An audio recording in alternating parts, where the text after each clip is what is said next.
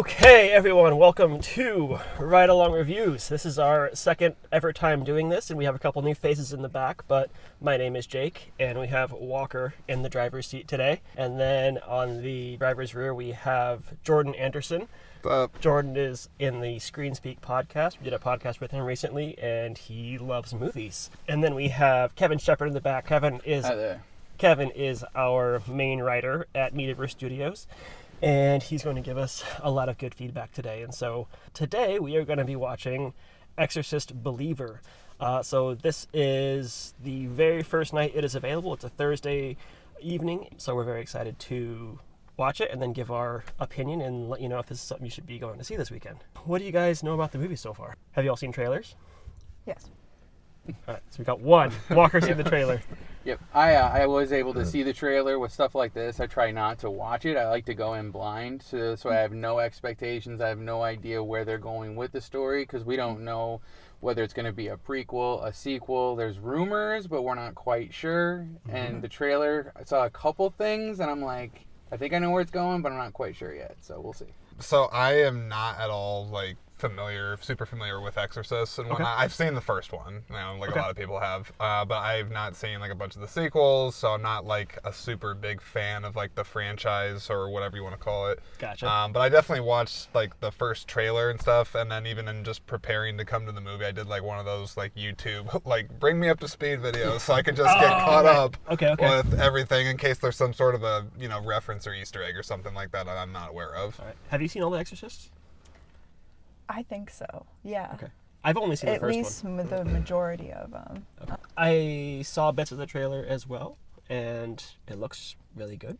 The director also did all of the Halloween reboots. Mm-hmm. So where they kind of did the retroactive, some of the Halloweens don't matter, but the first one does, and then they did sequels after that.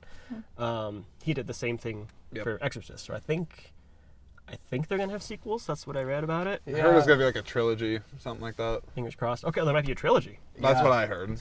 Yeah, that's what I heard too. So that's why I'm kind of nervous going into this. Where does this lie in the story? Did they do it where it's its own individual, or is it part of that trilogy? So certain people are going to be upset because they're not getting what they expect. I love the franchise, I guess. Okay.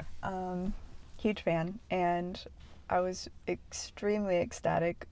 Pretty much the reason I wanted to go see it is they brought the mother from the original back. That's right. Mm-hmm. Yeah. She's a phenomenal actress, and I was just so excited to see her again. I thought, what a neat tie. I wonder, what capacity they're going to be bringing her back in. I saw her in the trailer. Maybe it's just a simple cameo, or maybe it's going to be she's integral to the story. So we'll see. Mm-hmm. Right. Mm-hmm. Okay, yeah, so we are coming up on showtime, so we're going to get ourselves in there and go see Exorcist Believer. And see if we are believers afterwards. Oh. So, Exorcist Believer, let's go. All right. All right, Exorcist Believer. What do we think? I'll be honest, I'm not a believer, but oh, okay. Yeah, I'll come right out and just be like, it was meh. That's my overall take. Okay. But we can certainly get more into it. All right, Walker. Sorry, I'm being negative right off the bat. No. Okay. Honestly, overall, I'm really glad I saw it. Loved the first half. Blown away. Could hardly look away. Second half, meh. Really? Oh. Yeah. Kevin? I'm actually opposite. Really? To me, the first half, I was like, okay, come on. I want it to go a little quicker. Give us something. Just a little, just a taste. And it just seemed to go a little bit longer. I mean, I would dare say borderline bored. I mean, if I wasn't so into the franchise, I wouldn't be like, okay, I gotta let it breathe. If I went into it with no idea at all, I can see where some people might get frustrated with it because it did go slow. But then once it started, it was like, oh, here we go, buckle up. So I'm with you. Yeah. I'm with Kevin. I think that it was a slow burn. Not a whole lot of actual tension building throughout it. Yeah. And then once it got to like halfway through Act 2, it really picked up, and like there's like this, you know, slow energy, and all of a sudden it's just like up here, you know. Overall, I really liked it. I think that it was a fantastic movie, and I think it was a fantastic continuation of, at the very least, the first one. I don't feel like I missed out on not seeing the second or third or whatever, you know, tertiary movies there are. Well, I think some of them are like prequels too, or like they go off the timeline a little bit from what YouTube told me. Okay. Right. Okay, so I don't feel like I missed out on not seeing those. If you see the first one, I think that's just enough to carry you into this. Maybe that was by design. Agreed. You wouldn't have to see all of them. I mean, you wouldn't, honestly, to see this one and enjoy it, you really wouldn't have had to see the very original. I think it's enough of a story on its own.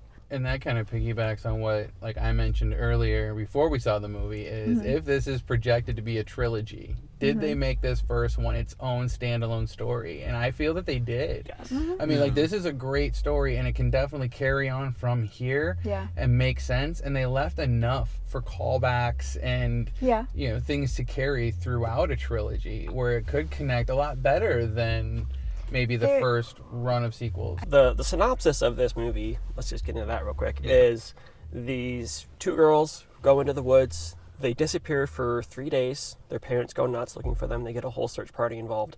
And then they are found, having lost 3 days. They thought it was just a few hours. And then it's demon in the things. Text, it's in the title. Exorcist stuff starts to happen to both of them after that. Yeah, in terms of like a religious horror, a demon-ish horror movie, I think it holds up to just about any other horror movie out in that genre. You're giving me the eyes. I suppose, yeah. Okay. Yeah. I mean, I say at least on the surface. Like, they could have done more. Yeah. But yet, I think, like, on the surface, they did okay. I think they had all the right terrifying elements, and they had all their like religious elements. I think that there was a lot more like hope in this one. Well, I don't want to be like the negative person in the car, but I'm about to tear this thing apart. So, so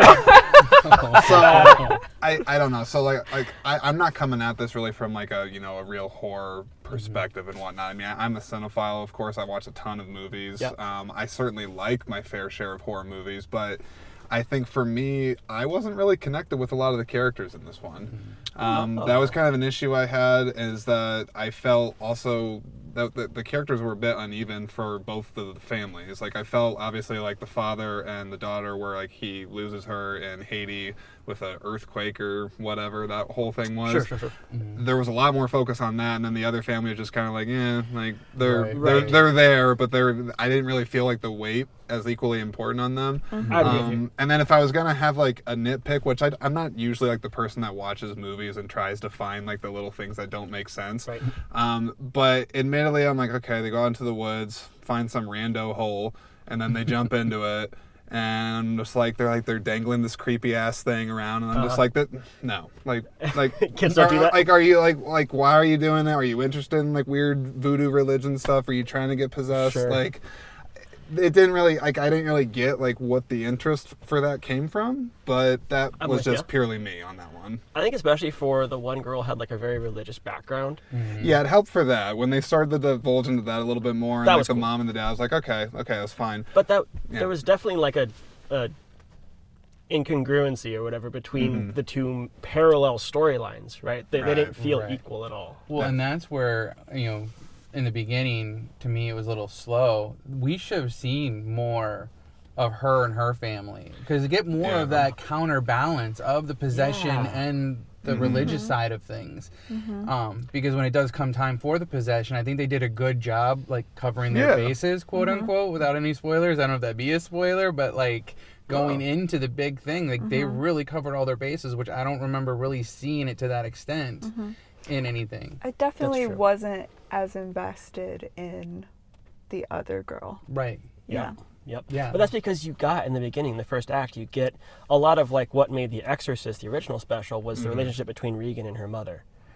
You see that with the father and the daughter in that first part. Yeah. I think that they gave one girl's family like context and the other content, kind of. Oh yeah. Okay.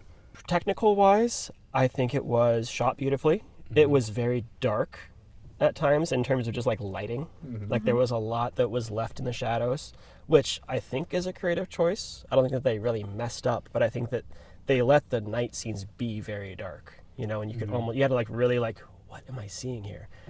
The audio, I think, was a little bit atrocious. I think that the vocals were not well mixed, or maybe it was the speakers in our theater. Like just hard to hear it like a few times. Yeah, I had that happen a couple times. Some of the voices were like echoey, like when they were in there. Like and not by design. I think that even a few times it peaked. Yeah, you could hear it. Like so I don't know if that was our speaker or if that was that. So I don't know. The vocals were atrocious. The sound design though was fantastic. Yeah. The editing, I really liked how they edited this whole thing together. They kept it in the same pacing as the original Exorcist, and I think that that was like by design. But they also took on some of their own bits in the like second and third act. I don't think it really kept up with the pacing of the first one. I think that it was a slow burn like the first one. But the editing though, like you go from like, you know, you get into a close intimate moment and then they go out wide, you know, and then they'll kind of like make it a little bit disjointed, I think on purpose, because that's how the original did it as well. You also get these really cool slow zooms from like a still shot. Like it'll be still and they'll establish people in their space and then they will slowly zoom in on the main person. That's part of like a slow burn. That's like how you do a slow burn. Like they built tension with camera work. I really like that. I think there was way farther away in the first one for the original. Oh, like just, they did have these like massive establishing shots. Which I wasn't that upset that they didn't do that as much. Yeah. Because it does create a lot of distance between you and the story and the characters, and especially if it's a slow burn, you don't want that as much. Like in the original, they had like the whole Iraq, you know, beginning bit, which had like really beautiful views and stuff, but this wasn't really, you know, they didn't need a huge super wide shot to establish where they were, because it was like either hospital or house. Okay, so from here on out, we're going to be spoiling Exorcist Believer, and let's just get right into it. Say what you want to say.